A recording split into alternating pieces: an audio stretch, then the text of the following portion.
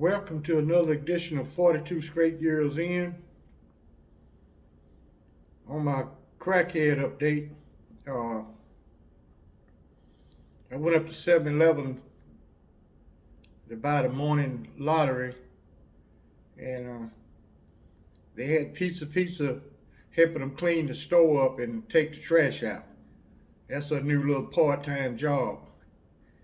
They pay them a couple beers, some cigarettes, and they give them $15. And they got to clean the parking lot up around the gas tanks and pick up trash and all that. As soon as she sees me, she says, "Say, man, where my money at, man? You know I'm on my hustle." Now, I didn't give her no money this morning. I didn't like the way she came at me. You on your hustle, I'm not part of your hustle. I'm just helping your ass out. So I let her talk her shit, and I didn't give her a quarter this morning. Can't get fly with the hand that feeds you. The little $5 or $10, that don't mean nothing to me. But I ain't gonna help nobody who thinking they fly and thinking they're entitled and they deserve my money that I made myself. Nobody gave me shit, I made it myself. So that's my crackhead update. Y'all know what it is. Get your motherfucking shanks out and let's get ready to ride. Yeah, I seen the car date later this morning driving off. Whole Maserati dirty as hell. She ain't got me no more to take it to the car wash and get it detailed. It's dirty hell. There's so much dirt on the windows, I don't know how the hell she can see out of them. Yeah, I always talk about her in several videos. I spoke on investments and generational wealth, and also generational poverty. They go hand in hand. I burned some toast this morning, and but you can invest in real estate if you don't have a lot of money. They got what they call REITs, Real Estate Investment Trusts. Now, all the big mutual fund companies, they have REITs. Some of them may take a minimum of $500, but the normal amount of money it takes to invest in one is $1,000. Now, I invested in several REITs. And the real estate market is steady booming. Prices are escalating like hell. That means you'll make a profit. Prices of the housing apartments are steady on the rise. You know, that's the way that you got to start somewhere. You can start small. Take Michael Dell, for instance, the CEO and founder of Dell Computer. He started Dell Computer while he was a student at UT Austin in his parents' garage. Now it's a multi-billion-dollar corporation, and he's a billionaire. As a matter of fact, I got one of his computers right here. I spoke on this guy in several videos. Mr. Jesse Aguilar, he helped me out. Well, he gave me this computer, brand new in the box, $1,500, Esperion 16. He gave it to me. If Michael Dell can do it, you can do it. You got to take a small idea. Sometimes if you dedicated to your cause, all these major corporations started out small. They didn't start out big. Look at Walmart. Started in a little town in Arkansas. Now look at it. Almost the #1 corporation in the world. You know, but everybody, this is a capitalist country. Everybody can't be a business owner. We need workers. Now, America could be just like Dubai, one of the little oil countries over in the Middle East. Just like they gave out stimulus check, they could take everyone and give them $1 million. Now, who's going to do all the work? If you're a millionaire, you're not going to work for the city of Dallas hauling garbage and get out here in this hot sun or in the cold repairing these streets. You're not going to do that. So they'll have to bring in workers from other countries, and America will just lay up and live off the government. They could do it if they really wanted to. They can create wealth out of thin air if if they wanted to. But that would be the end of capitalism. Yeah, I normally don't get emotionally involved in other inmates' issues, but I met this guy. Well, I didn't meet him. He came talk to me, and he was wanting some legal assistance. And me, I'm gonna listen at a guy. Whether I feel like I can help him or not, or I can offer him some advice. Advice is free. Uh, his name is James Mitchell. He's from Dallas. Now he had killed this old lady over in South Dallas. The lady was married to one of his relatives, and they ended up getting divorced. And she was 72 years old. A lot of old black people, if they know you, know you real good, they'll call you a cousin. As far as they're concerned, you their relative, a distant cousin.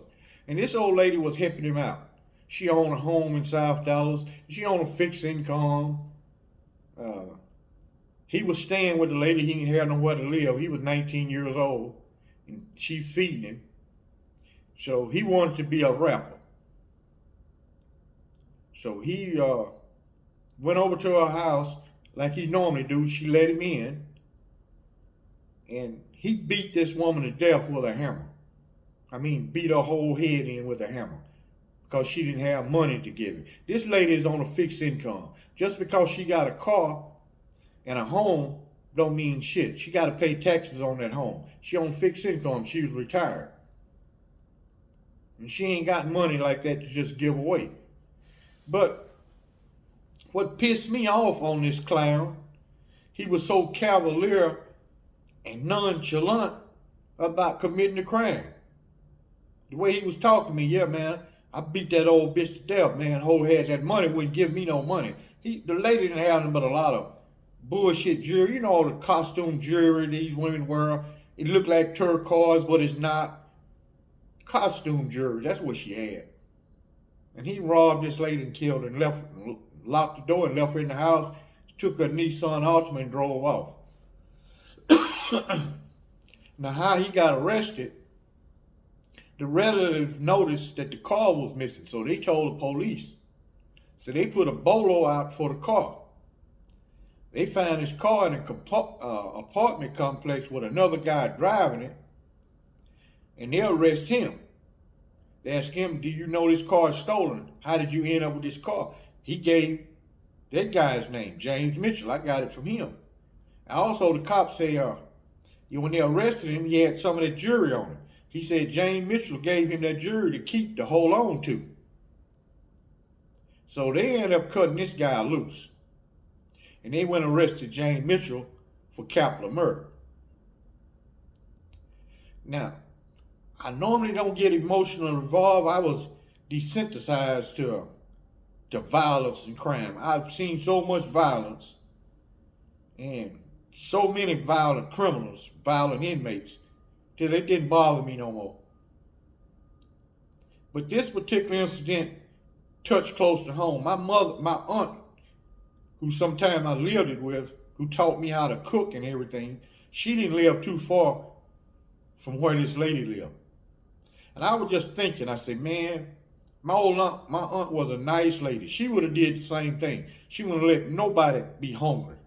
Everybody was good to her. Everybody in the world was good to her. That's how she looked at it through her eyes.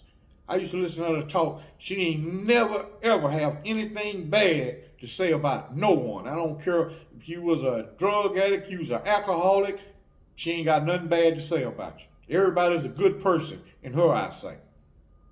And I was just sitting there thinking, and it touched my soul. I said, man, this sorry son of a bitch would have did my poor aunt that same way.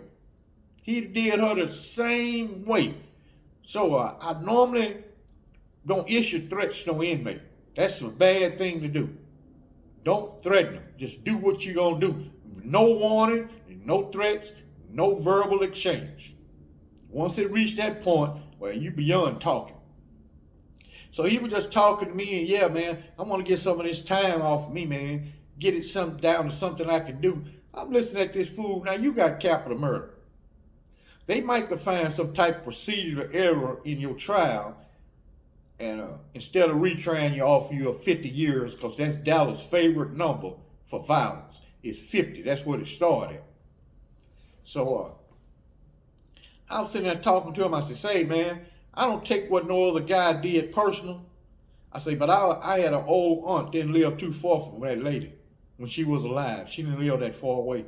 I say, "Man, you would have did my old aunt that way." I say, "There's no way possible. You be standing here in this fucking day room and you done killed my aunt. I'll never get out of prison because I'm going to kill your ass. Simple as that. You a dead man. I ain't going to beat around the bush to you. I would kill your ass." He said, "School, you can't take that personal, man. This is me." So I can see this was going to escalate. I said, "Say, man, I ain't want to talk to you no more, man." So he went his way and I went my way. But later on, I was thinking, I said, "Hey, man, you don't never get emotional in here. You always got to contain your emotion. Start thinking with emotion, you going to go to death row inside of a prison. If you think that way, your ass will end up on death row." But he's at the Bill Clements now up in Amarillo, Texas, serving a life with no parole. That's his sentence. He was 19. He gonna become a man inside of a maximum security prison. He never ever gonna see a parole officer. He'll die at one of Texas prisons. And they got over 100 of them, so they got a warm, nice place for you to go hang out at when you're an old ass man. You know, I be looking at guys who throw their life away for petty ass bullshit. I mean, petty bullshit. Most of them in prison, they don't have no money to show for none of the crimes they committed. They can tell you a host of burglaries and robberies they committed, the tons of drugs they sold. They ain't got no proceeds from none of those crimes to live on. They depended on someone on the outside to send them some money for noodles and oodles and cookies and coffee. They ain't got a dime. And the majority had court-appointed attorneys. Can't even afford a lawyer. Couldn't make bond. So crime don't pay. The only people making money off of crime is the judges and the attorneys. Like one judge said in Dallas, he said, "They say crime don't pay. It pays me well." He said, "I done sent 2 kids to college. I got a nice home. I got a nice retirement account." He said, "It pays me well." Criminals can't say that.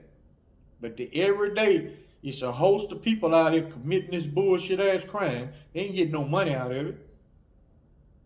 The stand around crowd, they specialize in crime. They looking for something to fall out of your pocket, and they opportunist criminals. They don't plan nothing. They see it, they try to go at it with no plan whatsoever. That's why they get caught up so much. They don't even have a plan. A lot of them just ride around looking for to commit a crime. He ain't got no plan. You run in this store, you don't know about his alarm system, his camera, and some of these store owners got guns. If you look off 1 second, he done pull a gun and shot your ass. Ain't nothing gonna happen. You know your poor ass mother ain't got no money to bury her. She gonna have to get a GoFundMe just to bury your ass. You know she ain't got life insurance on you. She too poor. Y'all follow me over on, support me over on Patreon. Keep your shanks ready. Man, I ate that burn ass toast. It's killing me. I gotta get me some. I'm gonna make me a smoothie when it's over with. Y'all keep your shanks ready. Like and subscribe. And I thank you for watching.